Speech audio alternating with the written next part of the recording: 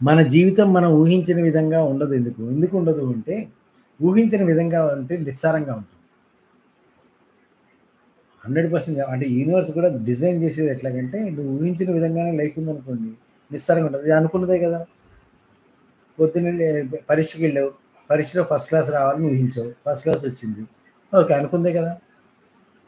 రేపొద్దున ఒక car కొనుక్కోవాలనుకున్నావు. Car వచ్చింది. అనుకున్నదే కదా! రేపొద్దున నీకు నచ్చిన అమ్మాయిని పెళ్లి చేసుకోవాలనుకున్నావు. పెళ్లి చేసుకున్నావు. అనుకున్నదే కదా! ఓ రూ. 1,00,000 జీతమో, 2,00,000 జీతం సంపాదించాలనుకున్నావు. సంపాదించావు. అనుకున్నదే కదా! సో, ఊహించినట్టుగా జీవితం ఉందని ఊహించినట్టుగా జీవితం ఉందనుకోండి నిస్సారంగా ఉంటది. సర్ప్రైజ్ ఎలిమెంట్ ఉండాలి. సర్ప్రైజ్ ఎలిమెంట్ ఉంటేనే ఆ సర్ప్రైజ్ ఎలిమెంట్‌ని ఆ సర్ప్రైజ్‌ని అరే! ఇదని అనుకోలేదే.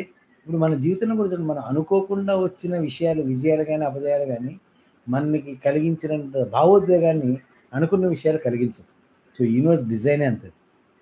సో, యూనివర్స్ డిజైనే ఏంటంటే మనం ఊహించిన విధంగా కాకుండా సర్ప్రైజ్ ఎలిమెంట్స్ గ్యారంటీగా ఉంటాయి. అన్ని రకాలు అన్ని సార్లు సర్ప్రైజ్ ఉండొచ్చు, లేకపోవచ్చు. కానీ డెఫినిట్‌గా లైఫ్‌లో సర్ప్రైజ్ అనేది ఊహించకుండా జరిగింది, ఊహించింది కాకుండా మరోలా జరిగేదనేది గ్యారంటీగా ఉండి తీరుతుంది. ఓకే.